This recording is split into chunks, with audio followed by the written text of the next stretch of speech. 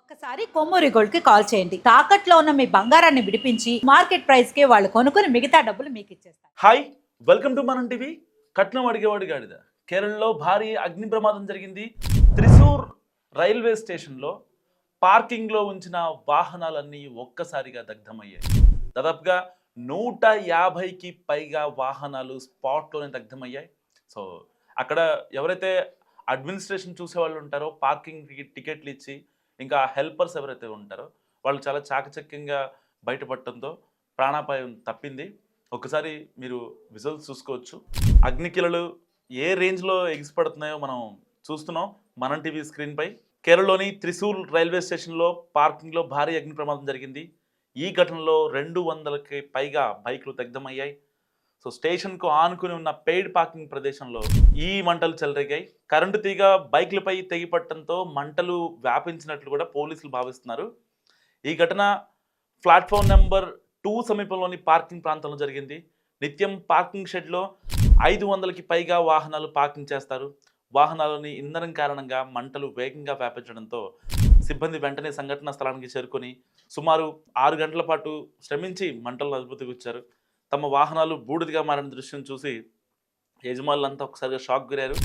So అగ్ని ప్రమాదానికి కారణం ఏంటనేది ఇప్పటికి కూడా నిర్ధారించలేకపోయారు. సో ఈ ప్రమాదం షార్ట్ సర్క్యూట్ వల్ల జరిగిందా, లేకపోతే ఏదైనా ఫ్యూయల్ లీక్ అవ్వడం వల్ల జరిగిందా, ఇంకేమన్నా కారణాలు ఉన్నాయా అన్న కోణాల్లో అయితే పోలీసులు విచారిస్తున్నారు. స్టేషన్లోని సీసీటీవీ ఫుటేజ్ను పోలీసులు పరిశీలించారు. సో రైల్వే అధికారులు తెలిపిన వివరాల ప్రకారం ఈ ఘటన రైలు సేవలపై ఎలాంటి ప్రభావం కూడా చూపలేదు.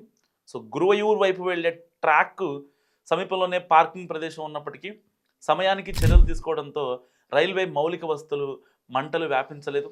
రైళ్ల రాకపోకలు మాత్రం యథావిధిగా కొనసాగుతున్నాయి. ఒకసారి మనం ఆ విజువల్ చూసుకోవచ్చు. బళ్ళు ఎలా కాలిపోతున్నాయో. స్టేషన్లో పార్కింగ్ ప్లేస్లో జరిగిన ఈ ప్రమాదం వల్ల దాదాపుగా 200కి పైగా బైకులు దగ్ధమయ్యాయి. స్టేషన్కి ఆనుకొని ఉన్న పెయిడ్ పార్కింగ్ ప్రదేశంలో ఈ మంటలు వ్యాపించడం వల్ల దాదాపుగా అన్ని బైక్స్ కూడా స్పాట్లో దగ్ధమైనాయి.